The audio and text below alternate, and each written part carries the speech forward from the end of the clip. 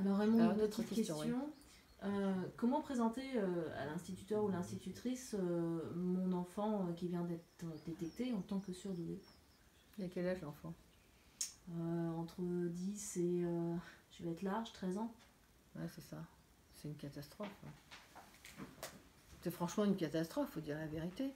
Les écoles. D'abord, alors de toute façon, moi c'est ce que j'ai dit, si on est surdoué, on comprend un surdoué, si on n'est pas surdoué, on ne comprend pas. Alors après, soit on fait l'effort de comprendre, soit on se dit, bon celui-là, hop, hop, hop. Et le danger c'est ça, c'est soit il devient le vilain petit canard, soit. Bon alors maintenant, les parents vont aller voir les instituteurs pour leur expliquer, mais après c'est une question de personnalité qui est en face.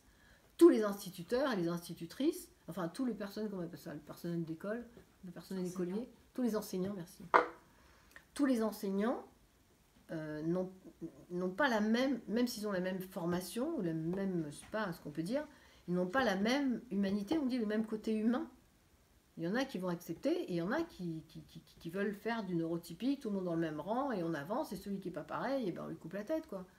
Et c'est vrai que c'est dramatique, parce que d'abord, ils n'ont aucune formation pour ça, et même si on les formait, ça les agace, parce que ça fait un surplus de travail. Après, est-ce qu'il est humain, il va accepter cette différence, ou est-ce qu'il ne va pas l'accepter?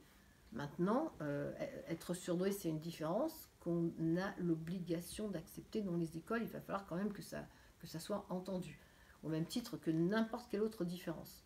Et celui qui n'est pas respecté en tant qu'enfant, enfin en tant qu'enfant surdoué dans une école ou en tant qu'enfant différent, se met juridiquement en porte-à-faux, quoi. C'est pas légal, c'est pas légal qu'on n'accepte pas un enfant avec sa différence. C'est pas. Alors après, évidemment, ça va pas se jouer dans la légalité, ça va pas se jouer devant un tribunal, ça va se jouer que l'enfant, les enfants, on les met au fond de la classe et puis ils sont en dépressif permanent et ils rentrent chez eux, je sais pas quoi, quelle réaction ils ont, mais ça les détruit, quoi. Si l'institutrice n'accepte pas la différence, ça détruit l'enfant. Ça, il faut le dire quand même. Si la différence n'est pas acceptée, ça détruit la partie psychologique interactive de l'enfant. Ça la détruit, bien sûr. Maintenant, qu'est-ce qu'on fait pour les enseignants? Est-ce que les enseignants leur apprennent? Est-ce qu'on peut apprendre à quelqu'un d'avoir une autre écoute quand il ne l'a pas? Le problème, il reste posé quand même. Alors la solution, on n'en a pas.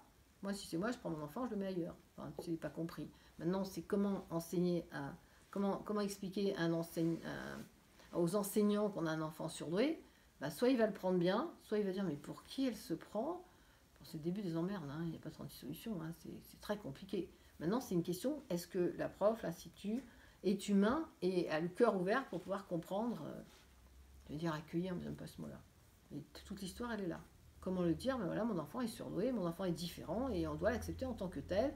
Qu'est-ce que vous avez mis en place? Qu'est-ce que vous êtes prêt à faire pour mon enfant qui est différent, qui va être timide, qui va pas oser demander quelque chose, qui a un regard plutôt arrogant que vous pouvez prendre, qui est de la timidité que vous pouvez prendre pour de l'arrogance. Et toute l'histoire, elle commence là. Ben, on voulait monter une maison d'édition écrivant un livre pour les enseignants, peut-être, non? Et on distribue gratuitement dans les écoles. C'est une bonne idée, ça, non? C'est une super idée. Maintenant, si l'enseignant il n'est pas humain, il n'est pas humain. Hein. Tu auras beau taper à une porte, il n'y a pas de cœur, il n'y a pas de cœur. Hein. C'est quand même facile de comprendre que mon enfant est différent, je suis désolée. Mais il y en a beaucoup qui acceptent. Le problème, c'est qu'il y en a encore plus qui n'acceptent pas. Donc pour l'instant, ça reste un gros problème. Et puis comme ils ont réussi à faire accepter le test de surdouance dans les écoles, et bien si vous êtes une maman et que vous n'avez pas les 450 € pour payer un test ou les 250, je ne sais pas combien c'est, et puis franchement c'est lamentable que ce soit comme ci ou comme ça, et ben votre enfant ne sera pas respecté. Donc je vous conseille d'économiser et d'aller passer le test qui est payable en une seule fois. Qu'est-ce que je dis? C'est dramatique. Donc l'enseignant, soit il a du cœur, il l'ouvre et il essaye de comprendre, soit il y a trop de choses dans sa vie familiale, il est déjà overdosé, et voilà. Comment on lui dit? Ben, je ne sais pas comment on lui dit. Mon enfant est différent, vous savez. Ah oui, mais c'est super, on va pouvoir s'en occuper 2 fois plus que les autres. Vous croyez qu'on a le temps? Ben, madame, vous croyez où? Bon, voilà. Après, il faut aller voir le directeur. C'est compliqué. C'est franchement très compliqué aujourd'hui. Mais écrivons un livre, je suis d'accord, écrivons un livre et offrons-le gratuitement aux enseignants et voyons ceux qui sont d'accord et ceux qui sont exaspérés. Je pense que 30% 10% sont d'accord et 70% sont exaspérés. La différence, ça dérange tout le monde. C'est bien d'ailleurs, on en subit tous les jours. Non? Non, Michael? Voilà, d'autres questions? Alors on coupe et puis on reprend. Merci.